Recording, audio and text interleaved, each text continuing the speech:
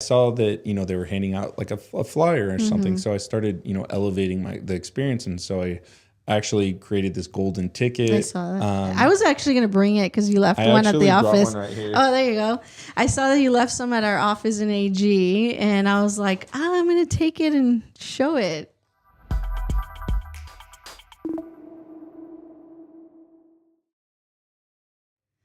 Welcome to another episode of Get Real Estate with Liz, and today I have Austin here from Central Coast Moving Company. Austin, can you tell us a little bit of what you do, who you are, and where you come from? Yeah, thanks for having me today, Liz. My full name is Austin Yardborough. I'm a local, born and raised in Paso Robles, California. I am the CEO and founder of Central Coast Moving and Storage. We do moving and mobile storage, so local and long distance moving as well. I actually started this business in college, and I brought it back to to San Luis Obispo County. I realized there's really no one in the North County able to service, the moves at a really more affordable rate than, coming from San Luis Obispo. And I felt like there's a, huge opening in the industry to just, service the community as well and, create some amazing jobs and have fun while you're doing it. Yeah, I see all your posts on Instagram and you guys are all having fun. I'm like, oh, that sounds like fun. I saw you up on the crate over there on Spring Street. I think that was a good post right there. I did notice that you have been booming from like the last year or so. What's making your business, stand out? That's a great question. I really think it's the relationships that I've been able to build, mainly with the real estate agents. I've been as involved as possible with the caravans and, just as part of the community, like Chamber of Commerce. The last 2 years, I've been, more involved with realtors and the Chamber of Commerce's. And I really think it's about not just getting the referral. I think it's after the job, if there is an accident or any, furniture damage or anything where someone's not completely satisfied, it's going above and beyond and you're doing the right thing, even when the right thing is difficult and when no one's watching too. Well, I'm sure everybody's watching. So if they're coming back, that means that, you did something right. So thank you. Yeah. And I mean, a lot of it too is like the culture within the company and just having fun. One of our big things is, we play classic rock music while we load a truck and reggae at the unload. And I think the experience is a little bit more modernized than traditional moving, where there's just like sweaty guys in your house. It's kind of awkward, and it's just like an experience, Yeah, no, I do see you at the caravans. Caravans are when we do a broker caravan, like we have new listings and new properties come on the market, and the agents get the opportunity to go look at these listings before it even hits the market. And I do notice that you go around every open house all over the county, not just here in North County, but I've seen in the 5 cities areas, and you do incentives for the sellers, Can you talk about a little bit about that? Yeah. So, I mean, doing the caravan, when I first did it, I actually was invited by Sharon Navid. Yeah, Sharon Navid. She was like, I saw her at the Penny at a real estate event, and she's like, "You're not doing this? Like, your competitor is doing this. Like, you should be doing this." Yeah. And so I just got more involved. And Hi, Sharon, by the way. Right. Shout out to Sharon. Yeah. Thank you for pointing that out. So it's one of our marketing materials here for all real estate referrals. We do a 5% reward for the clients. And what this means is that it goes 5% towards the moving cost. And we try not to use the word discount as more of a reward, because it's a little sexier with a golden ticket. Right. And so that's the main benefit, of us being able to drop by, doing caravan for the client. But the real reward working with a real estate agent is that we're now able to build a relationship where they can feel comfortable to talk to us about, maybe some of the challenges or the successes in it. Like I've got several real estate agents I've actually sent like a 5-star review to, or a video testimonial of how great of a job we did, because it's, they want to know that we did a good job. And then as they refer a client, like, I guess in the trades, technically, where we kind of fall under, I don't think anyone ever keeps the real estate agent updated on what's going on. They have to go out of their way to do that. And, company that keeps you updated and telling you like, hey, look, we scheduled a survey for Friday at 5 p.m. Oh, great. Did you want me to be there? Oh, and if you want to be there, I'm more than happy to, explain everything. But, I've got this under control. I know you're busy and, just allow us to make this experience easy for your client. But you give them that opportunity. Yeah. Because there's a lot of agents that would like to be a part of it just so they can see so that they can refer you and stuff like that. So yeah, I saw that golden ticket at my office, and then you did go to the MLS, and I thought that was pretty good incentive because there's a lot of times here that sometimes people are kind of hesitant to be outside the box, and that's kind of what separates you from the rest, And then I do see you doing a lot of the marketing yourself, but also engaging your team, which is kind of cool, and you don't see that often. Yeah, it's I actually want to do some social media content on like that topic because there's 3 stages in it. It's like the stage 1 was obviously me asking my team to be in it, and then they were a little cautious, and the team would actually make fun of the guy in it, and call it clown on him a little. Yeah. And then stage 2 would be like, oh, like this is, people are sending this to me. Like my friends and family are saying this is kind of cool. And then stage 3, it's now like an invitation. Like, wow, I was invited to do the social media. Like I'm cool now. So it's funny how at first some things don't catch on and then it becomes the cool thing to do. Yeah. And it's consistency as well. Once you become consistent, people know who you are. Now you're top of mind. We were just talking about that. When you're top of mind and you're outside the box and you're consistently doing social media posts, they're like, oh, who's the moving? Like the other day I called you and I told you, hey, I have a referral for you because my worker at my house was like, hey, do you know of any moving trucks or companies? And I was like, yep, hold on one second. So I just screenshotted your post on Instagram and I sent it, which was your moving box that has your name and number. Yes. So their information's everywhere. And I mean, in this day and age, like I was starting to see like the top line earners, and I mean in real estate in all industries, they're putting content on like every like Twitter, Facebook, LinkedIn. I mean, TikTok, yeah, YouTube. And I was like, okay, I need to emulate this. Like I need to take a more proactive approach with like building this. And so what I started filming it, and then I was like, dang, this takes about 2 hours of my day. I know. That's what I was telling my daughter. I'm like, I need your assistance here because everybody's like, be on TikTok. And I was like, I don't know how to do that.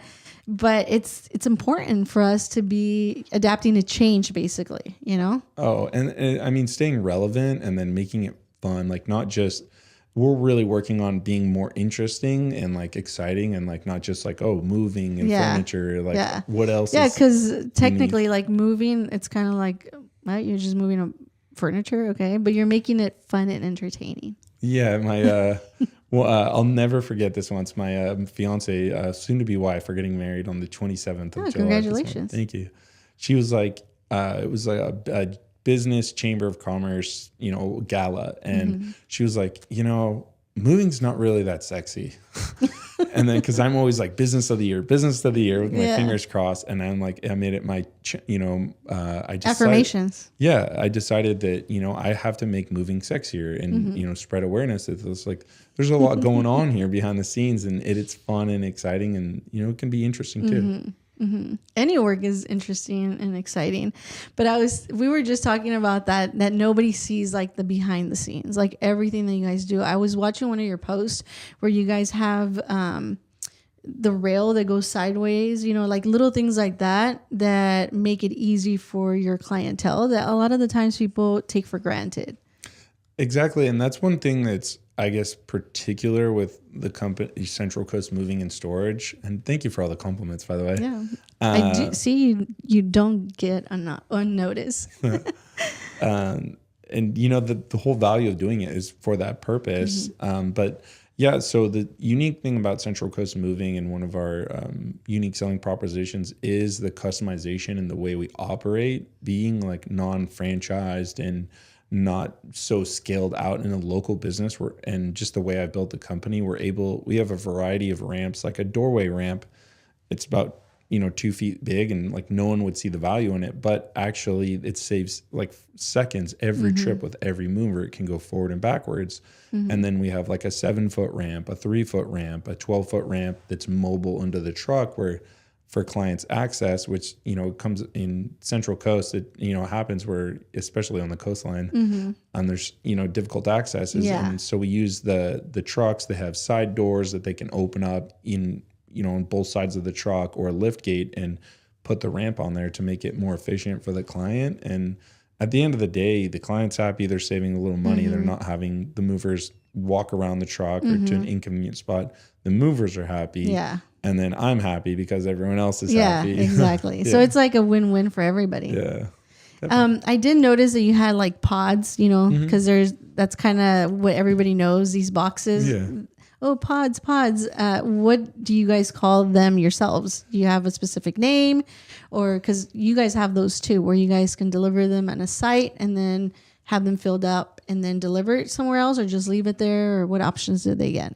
That's a great question. So we're technically pods is trademarked. That's so we can't, I mean, everyone can say it, but universally, but we can't exactly market as pods. And so they're moving containers. Yeah, that's or portable storage containers. We call them containers. It's a little bit easier to kind of rationalize, mentally. But something unique about them, we do have 16-foot, which is what pods has, but we also have 20-foot units, which doesn't sound like that much, but 4 feet goes a long ways with a storage unit. And the newest ones, I actually ordered 24 more of these, which will be here in September, possibly August, depending on shipping and handling. And or where they're coming from. Exactly. They actually have doors on the front and the back. So currently we have 12 units that I, tested out to see if this is something we'd like to pursue. But that's actually kind of cool, And exactly. And there's two main reasons. Number one, for client convenience. Like when they want to get something in the back of the unit, these units get loaded pretty tight. And if it's in the back of the unit, then they can just access it super easily. And then number two, when you deliver these units, we have a special system that's kind of like pods, where it stays flat as you deliver it. There's never any angle to it. And that we don't have to turn the units around so much or pick them up a certain way. And so it was kind of challenging before we knew we should do the double doors, was the concept of like, okay, there's not room to turn around, or I have to pick it up a certain way and deliver it a certain way. So now it's just clean and easy to deliver and pick up. Yeah, that's what I was going to say. That's actually very convenient, because I've seen where you want the door to be at a certain spot, but when you deliver them, the door is on the opposite direction. So now you're going to have to like finagle some way to make it work. And now you can just set it anywhere and they can get access from either side. So that's a good incentive. So September, October, November, somewhere around there. Yeah, we, right now we were hovering at like 95 to 100% capacity with the containers this year. And recently what happened is there's like a few escrows that got prolonged, and then as well as some construction, which is normal for us. But, when you're trying to, have all these moves and reservations coming up, we actually just bought two 40-foot containers for a large commercial job, which we do also offer, for clients as well. Like if they're not looking to have the mobile side of it, we can also store in those. And that's been very effective for like larger shipments. And we also have a couple of semi-trailers at our facility. So just for those large shipments that clients need all their valuables and belongings protected, it can hold about 2.5 trucks worth of furniture. And so everything gets left wrapped basically from one truck to another, and, just delivered safe and sound. Oh, wow. That's pretty cool. Yeah. I have another question. Do you guys also do like on a monthly basis where some construction sites or commercial buildings where they want to store their like personal work supplies or something like that? Is that something that you guys do too on a long run, or is it just more like a short term? So the data shows that the average client is in our storage for about 3 to 6 months. That being, what typically happens is they're using us for either escrows, or they're going into a rental, waiting for the market, or coming into the area and going into a rental, or just doing construction and remodels in their house. For commercial work, we have found we're building relationships, with a lot of the restoration companies as well as other commercial businesses. We've really played around with like where the price point they're looking for, with the value, because there's not like the added value of the moving and the convenience and working with one company. You're now just a storage rental company. Yeah. So that's something, where I'm always looking to improve and build relationships on. But I think that, we've started doing a specialty commercial rate, which is a higher delivery cost, but a lower monthly rate, just to be a little bit more competitive with that particular industry. Mm-hmm. And then, Austin, what exactly do you do in the company? That's a great question. Sometimes I ask myself that. Well, I'm asking you now. So, I mean, my job is really we've done some videos on the cheap hype officer, which is like bring the energy. But my job mainly consists of the networking, leading the team, and the marketing. Those are like my strongest areas, as well as some of the sales with like the large, working with the real estate agents directly, and cultivating those relationships. As the CEO, I really try to focus on now of like allowing my managers to manage and a high level of leadership, which has been challenging to step away, and not like, oh, you got to do it this way. But yeah, so it happens to the best of us. And, shout out to my team. Like they are amazing. And, from all of our movers to the drivers to the, management leadership team, where, we've got something amazing that we're doing. But they really allow me to be in the seat that I enjoy, which is that networking and marketing and being a part of community events and, being there for others. And as, assisting in the roles, like, today I was doing a social media meeting with our assistant who does that. And then speaking with our fractional CFO that we have doing, had a quick sales meeting and then like some HR meetings. So there's a lot of meetings going on in that. But, I definitely take a lot of pride and have a lot of passion in what I do. And I'm still out there sometimes on move just to, show the guys that like, hey, look, this is a local business where the owner cares about you. And, lately I've been helping out with dispatch in the morning, getting there at like 7 a.m. with the team. And that's important that your workers feel appreciated, because there's a lot of businesses out there that when you don't feel appreciated, they just kind of like, I'm clocking out exactly at 5 o'clock.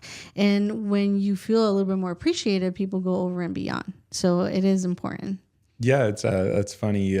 This topic came up because we actually have our 500 review party. Oh, really? This Sunday. Oh, wow. So I actually just got done shopping yesterday at Costco for all the supplies.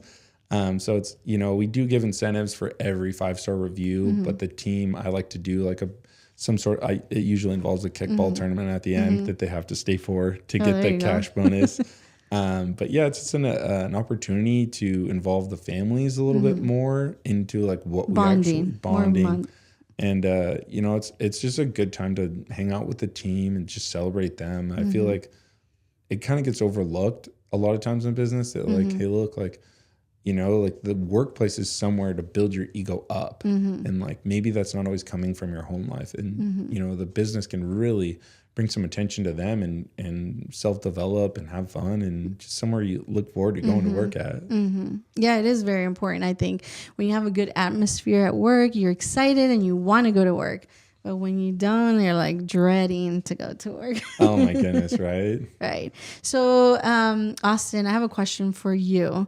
So I know that you're the CEO, and then, how hard was it for you to, basically delegate, I know you were saying about having your managers and stuff like that. And, we as humans were like, oh, we'll just do it. Oh, let me just do it, but how hard or what, let me rephrase this. How would you recommend or advise, somebody else, starting a business like that or a team, where it's okay to delegate certain works because everybody is good at a certain thing, right? So you're good at what you do, networking and social media and all that stuff. Yeah, it takes like 2 hours or whatever to do a video, but you're good at it, right? And then, your movers are good at what they do. So can you, elaborate a little bit on that as far as like what made you be who you are really in reality?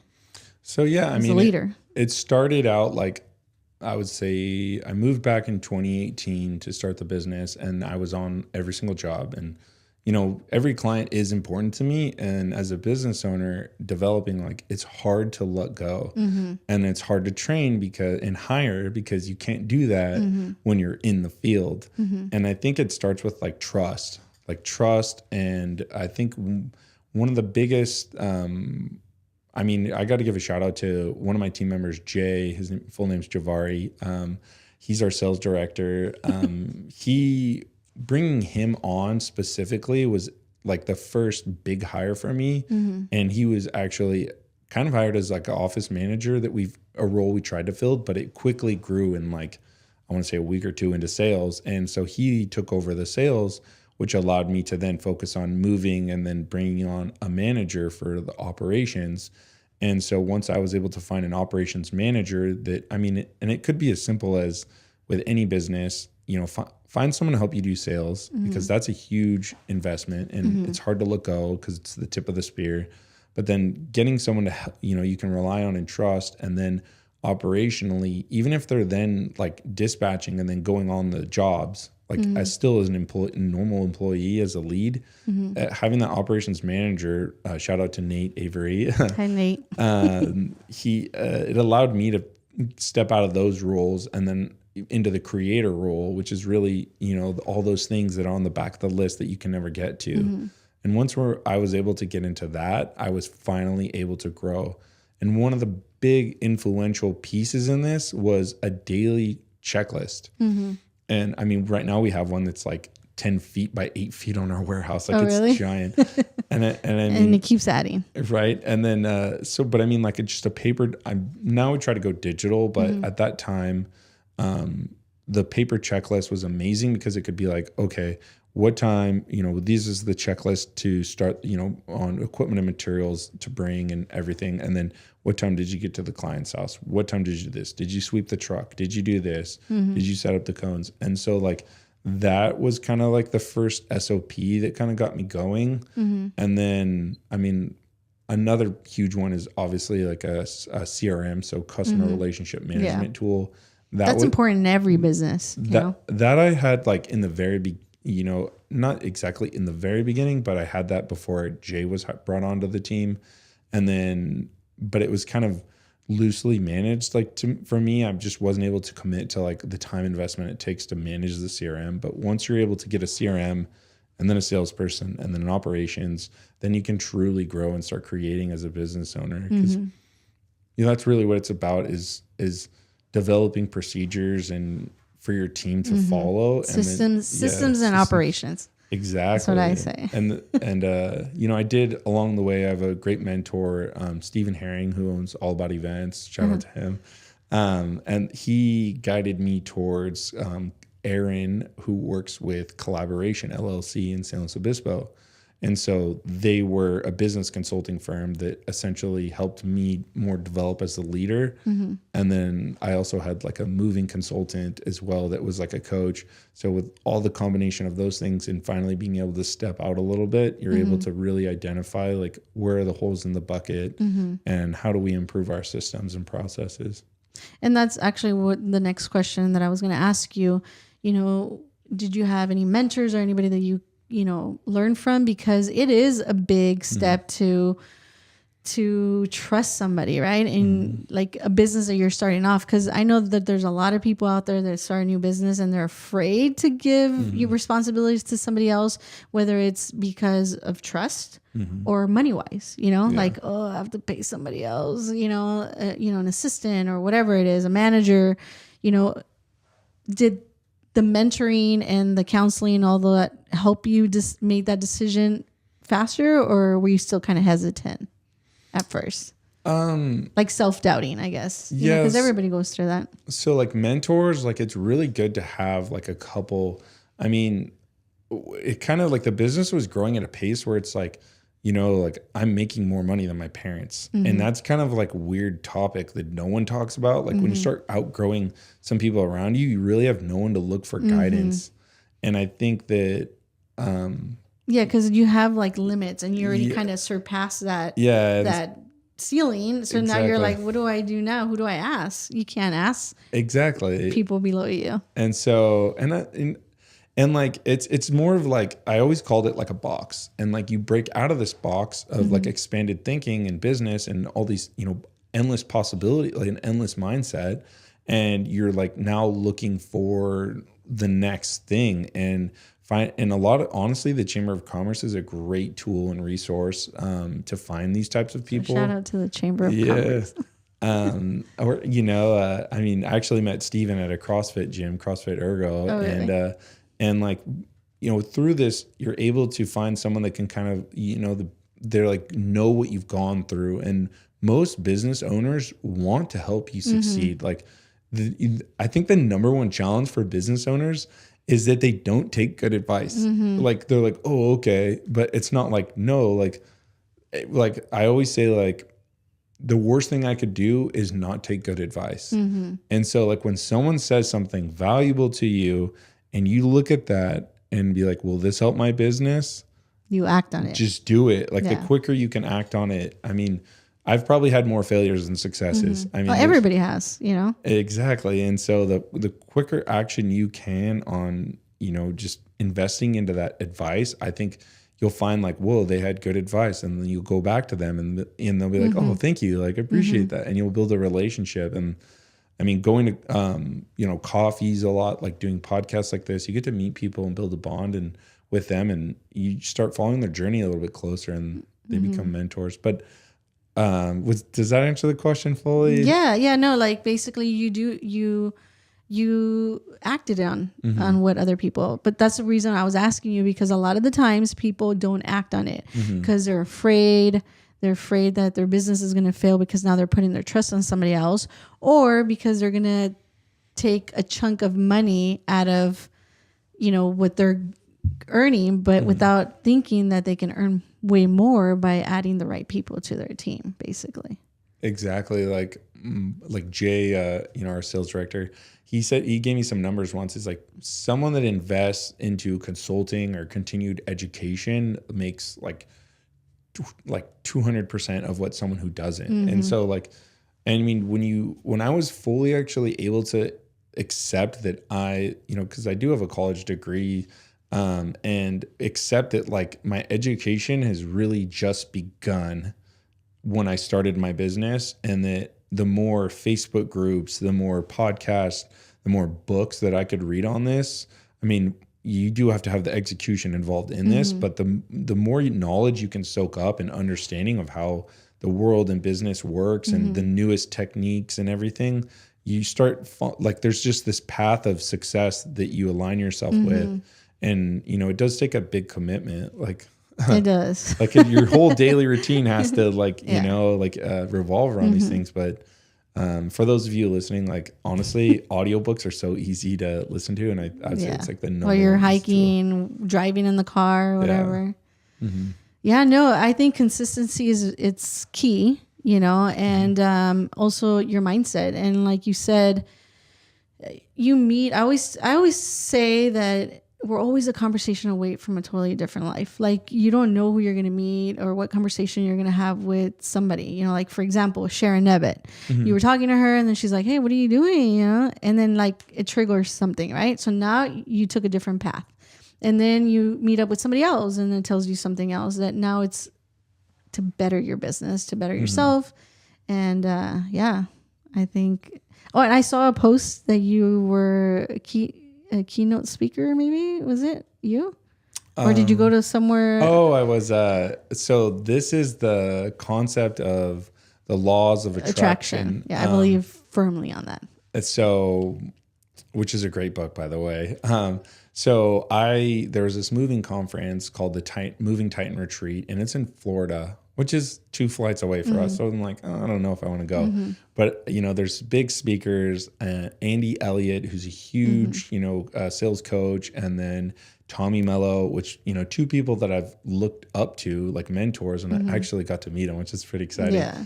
And and Andy's thing is he will rip your shirt off in front of people. And I just kept thinking about it when I signed up to go. I was like, Lauren, My fiance, Hi, Lauren.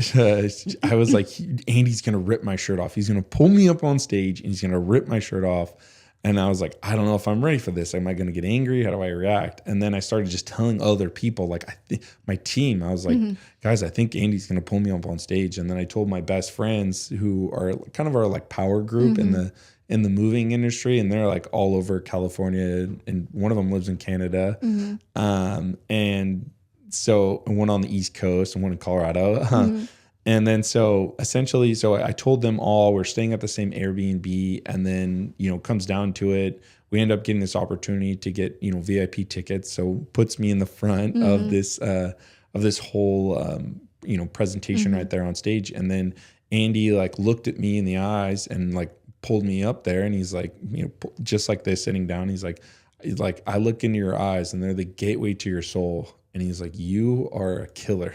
He's like, you're an animal. Like, I know nothing can stop you. And like, you're destined for more than what you're doing. And I see that in you right now. You're like, hell yeah. And I was like, finally, but like, when he said that, it like really, like touched me. And I was like, are you going to rip my shirt off yet? And he's like, oh no, I'm not. I'm, really turning a new leaf and not doing that. But you're like, no, do it now. He asked me my why. And like, this was like an interesting, no one has really been like, why, but then like he just dug into me about the why. And I started to think about it, and I was like, man, I really didn't feel like I had a strong enough why. And I really think like my personal why was that, I'd come from, super middle-class family. My mom's a teacher at Virginia Peterson. She's actually retiring soon, so pretty exciting. And then, my dad, he was in, he flew helicopters and airplanes. He's been a pilot his whole life and a mechanic. And I felt like as a kid, I just felt like I wanted more, like, there's endless opportunity. There's freedom, like houses and nice cars and vacations. And not that I didn't do those things, but I felt like as a kid, like, man, I wish my dad was at my soccer games like my mom was every time. I wish my dad had this opportunity to be here and he wasn't always working. And I feel like a lot of it was like, my dad was always like, it's not how much you make, it's how much you save, earn a penny or save a penny, earn a penny. And it's just like that mindset shift that I wanted was that, no, I invest $1 and I get $10. Like that's the mindset that I wanted to take on. And once I was able to like build this business, it allowed me that freedom. And like, I think that's really like what fuels me is like, there's just freedom to, be there for my family and create something amazing for people and not be like limited by work. I think like this unlimited idea, beliefs, even though I might be working more in theory, like more hours, like it's really fulfilling because I don't feel like I do anything that I don't have to do. I do it because I want to be there. And so that's, that's deep. That's exactly the same feeling that I have, So yeah, I can relate to it. Love it. Yeah. I mean, that's what we're here to do, right? Is just find a connection with something that aligns ourselves with, that gives us the life we want. Yeah. And it makes us, like not everybody is stuck in those, unlimited beliefs. We do dream, we do want more for our families, for ourselves. And, like you said, like what your dad said, it's not just your dad. There's a lot of, families out there, cultures, that work hard, save the money, don't spend it, don't this, instead of like investing and, start your business. They teach us to be workers and not work for ourselves. Exactly. I mean, anyone that's listening, like if you do have a business idea, one of the biggest things that's what I was going to ask you. Can you give us no, like what's your tip or your, what's the motivation for that you want to tell everybody else out there? Thank you. I mean, if you do have something that's inspiring you, like a detailing business or junk removal or anything like that, I really think like the biggest challenge that every business has is one, the art of the start, lift off, and then two, understanding your costs. Like I was able to develop a cost calculator, which is this, so you can hire someone on Fiverr, but essentially like it's not just like oh, my labor was $100 and I double it and get $200. It's not like that. There's like fuel, depreciation on vehicles, insurance, driving to and from work, getting to and from the location, and then the labor at the location. Like there's so many other components of your pricing structure that most businesses don't understand, and then they're not able to break through to the next level because they're not able to understand what Their profit and loss. their profitability, and then the next step of it is like how to actually sell that value.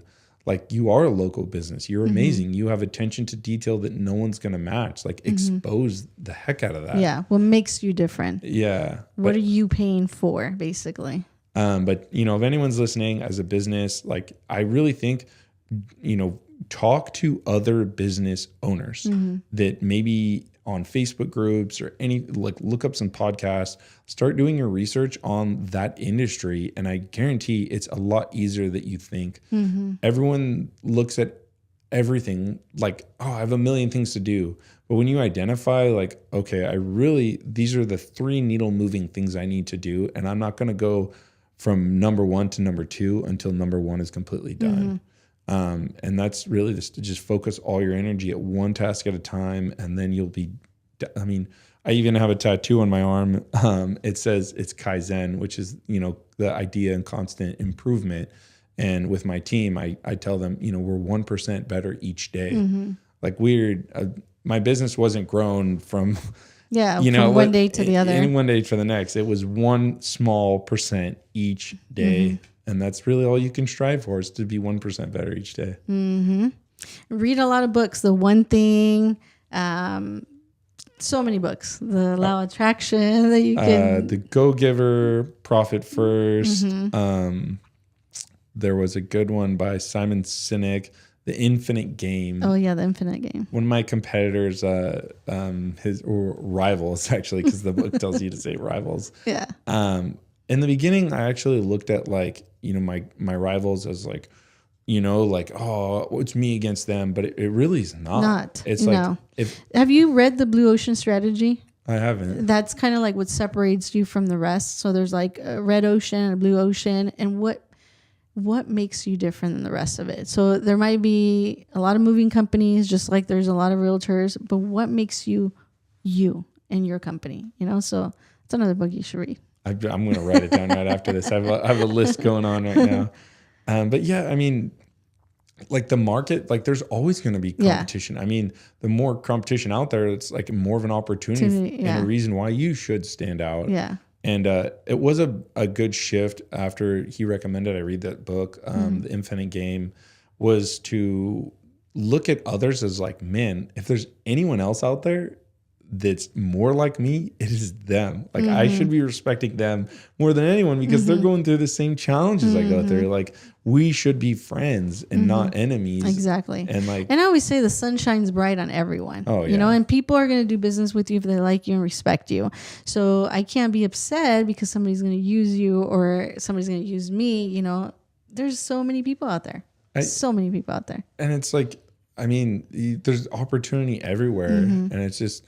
And, I think referrals go a long ways with businesses too. Like, referring someone or supporting a local business. Like, it truly has a huge impact on other families and whatnot. So that's one reason, one thing about the Central Coast that's amazing is like there's a ton of local businesses. And, like I try to only work with like local vendors and whatnot because there's more care and there's more heart into it. You're not just like put into the system and then getting put on hold 10 times to talk with anyone. Like that's not a good experience. Yeah.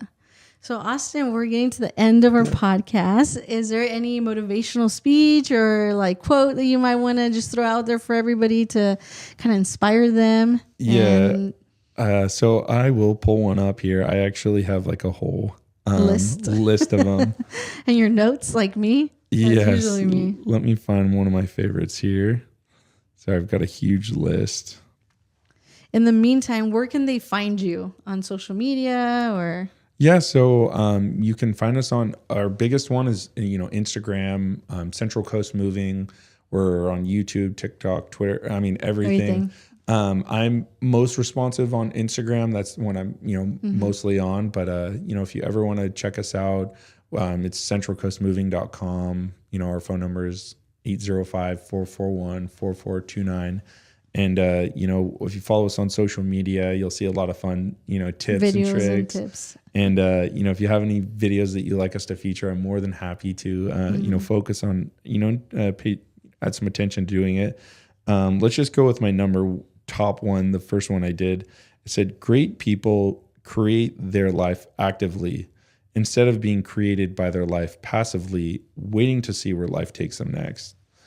I think that one really hit me deep with it's not where the river takes you, floating along. It's really like being intentional with what you do for what you want. I mean, anything is possible in this life. Oh yeah, everything is possible.